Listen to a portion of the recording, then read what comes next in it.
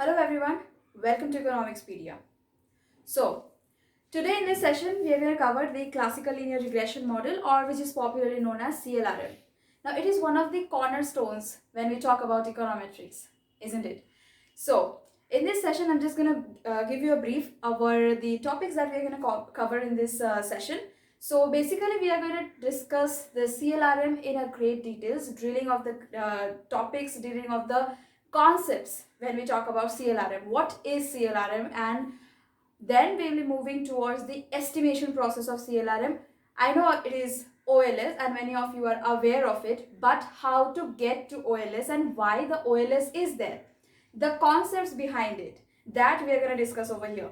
And now let me also tell you that many of you have been asking me to provide sessions according to the GATE class, according to the GATE syllabus, according to the RBI syllabus. Well, first of all, let me tell you that this CLRM is a part of many of the core important competitive exams, which includes RBI, which includes GATE, which includes Indian Economic Survey, which consists of many of the economic and competitive exams. So it is very important for you to get this concept clear first and then move towards some of the important topics of econometrics. Okay, so let's start without any further ado. So starting with a basic linear regression model. So we are going to take the model to look like this.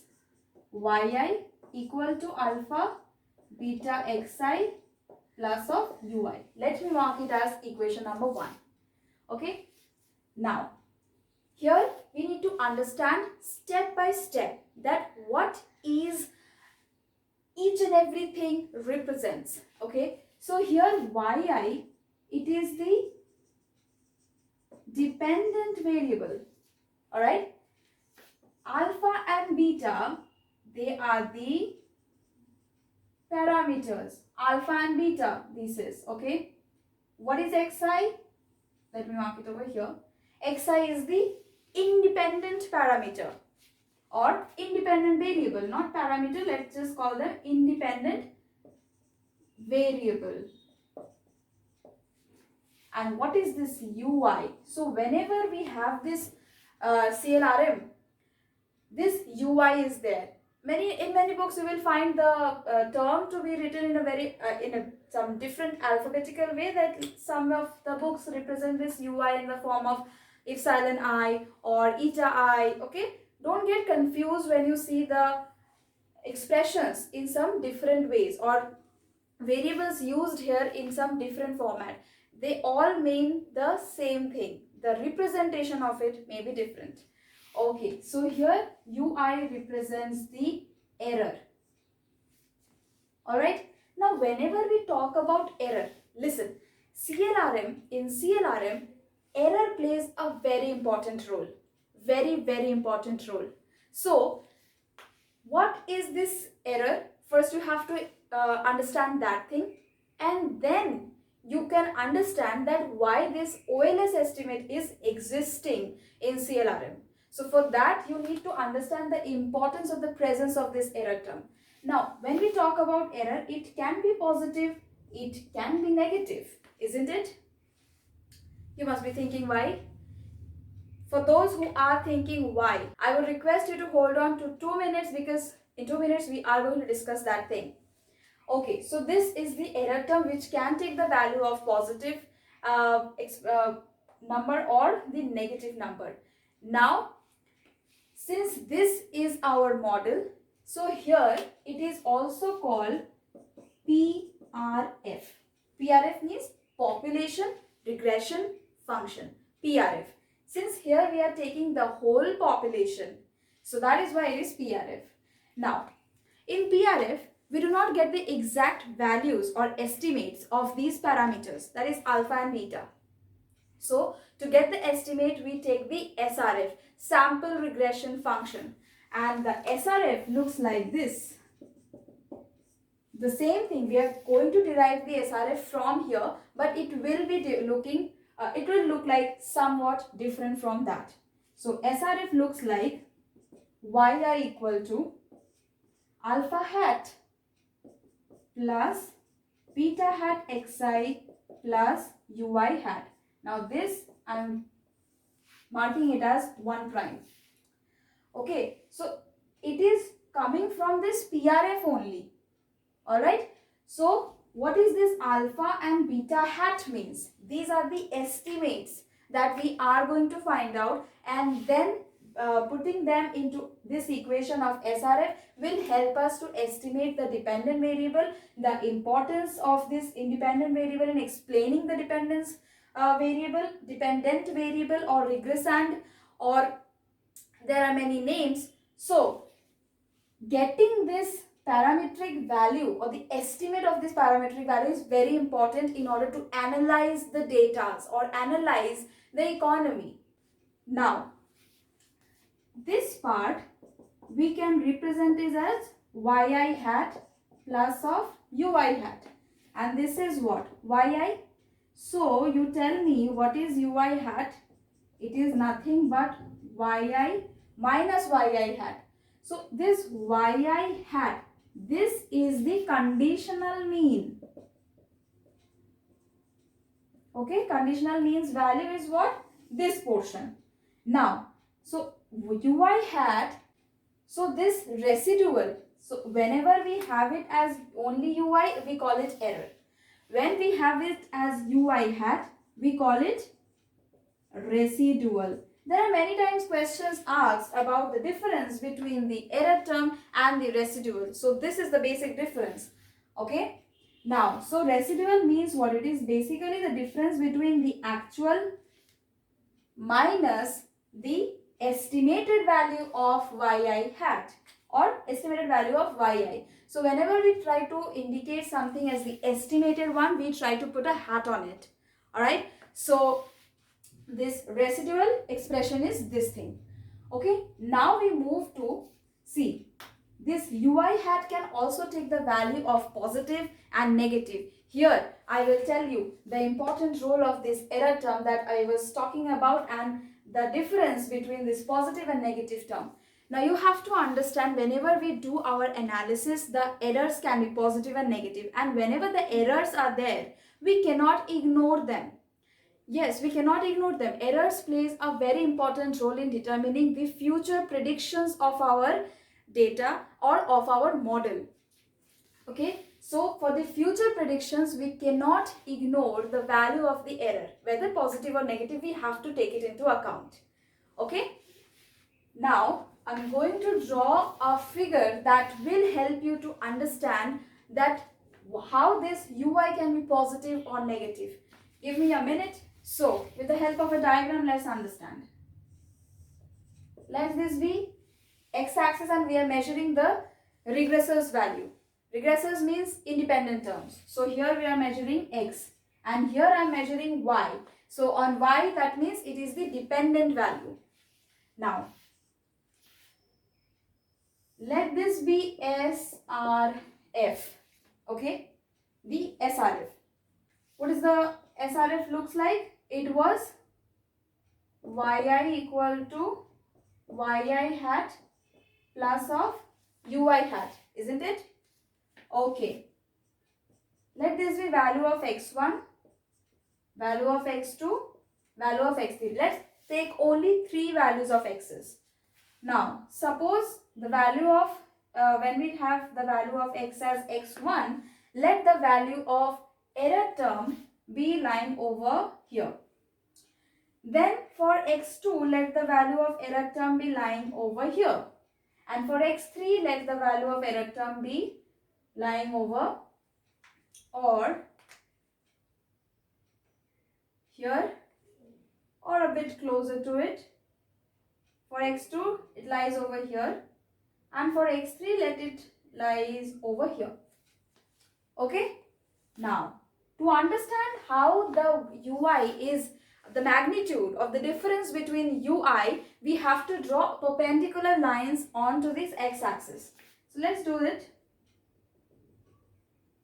Done, done, and done. But now, this is the SRF, isn't it? Now, the error will be minimized when the value of when the gap between these perpendicular lines and this horizontal line will be the minimum, then the error will be minimum. So what I am saying is that since this was our value of ui that we are getting, so this is where the value of SRF is. Now the distance between this point and this diagonal line or SRF gives us our u1 hat. Okay, similarly this gap, this solid line, this was the point, this gap provides us our u2 hat, and again this point u3 hat. So you see, some of the points are above the diagonal line or SRF, some of the points are below the SRF, some of the points are closer to the SRF, some of the points are farther away from the SRF. So here we get the values of error or residual term to be positive, to be negative, to be less negative. So get it? That is why we cannot ignore the presence of the residual or the error term in the PRF. Okay? So therefore, to estimate the model, it is very important to what? Reduce the summation of this error term. Why summation? Summation because some of the error terms are positive, some of the error terms are negative. So that's why if we square them, that means the absolute value of it, after squaring, the negatives becomes positive. Okay, so we get an absolute value. So therefore we have to minimize that square of the summation of the square, and that is why the OLS, as I was mentioning, the estimation procedure, OLS, we have to minimize the error term, or minimize the, let me just write it like this, minimize the square of the error term. So how it looks like is summation of ui hat square. Okay, now this you can mark it as a capital U. Alright, so what is this thing basically is, here we have to substitute the value of ui hat that we got from our equation number 1 prime. So substituted, it was what? Yi hat yi minus of yi hat whole square.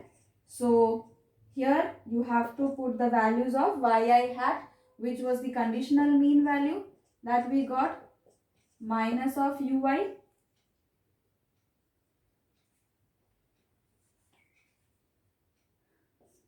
this whole square. Okay, and here we have it as summation of ui hat square. Now after reducing this value, that means here basically we need to do minimization of this thing. Okay, so after having done minimization of this equation number 2, isn't it? Yeah. Equation number 2, we get the estimates of this alpha hat and the beta hat. So this is the whole way to get an value or the estimate of the parameters. So let's move and solve the equation number 2, to get an estimate of alpha hat and beta hat. To get an OLS estimate, we have to minimize this equation, isn't it? Now, how to minimize this equation? So for that we need to take the help of differentiation, of course, and we have to differentiate with respect of the two parameters. So one time, let me call it this summation of ui hat square, I am calling it as capital U. Okay, so our two FOCs will be del U by del alpha equal to 0, and also del U by del beta, sorry, these were hats. So del U by del alpha hat equal to 0, this is our first FOC, and this is our second FOC with respect to beta hat. Now after solving these two equations, we will get two normal equations. Now tell me, after solving this, what we will get?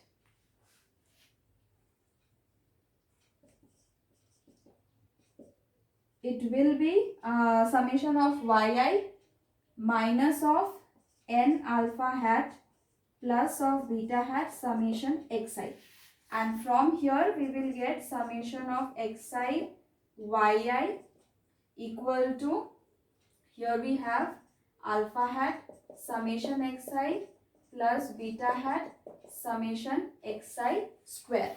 So these are the two equations which known as the normal equation.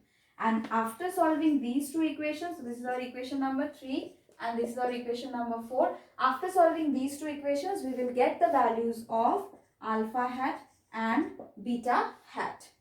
Okay, I'm not showing you the rigorous solvation of this thing. There are many ways. You can either use the substitution method or use the or you can use the cross multiplication method. Whatever you find easier, you can do it. So after having done that, you will get the values of alpha hat and beta hat to look like this thing. First, let me write beta hat. So beta hat is the slope parameter, is also known as the slope parameter. So here we have n summation xi yi minus summation xi minus into summation yi n summation xi square minus summation xi whole square, and simultaneously you will get alpha hat to look like summation xi square summation yi minus summation xi yi whole divided by n summation xi square minus summation xi whole square. So these are the two values, OLS estimates of alpha hat and beta hat for CLRM. Now there are various subsequent simplifications are there. Like here you can also find the values to be xi yi by summation xi square. So this is the mean deviated form. And for alpha hat also you can find the value to be y bar beta hat x bar. So these are again some of the simplified versions of the OLS estimate of alpha hat and beta hat. Okay, so I really hope that this sessions is helpful to you, and if it is, show your support by hitting a like button and also subscribing to our channel. I really hope to see you in one of our next videos, and in our next part of this CLRM there will be sessions regarding the assumptions of this CLRM. So stay tuned to us, because very soon we are going to discuss the assumptions of CLRM. Thank you and have a great day everyone.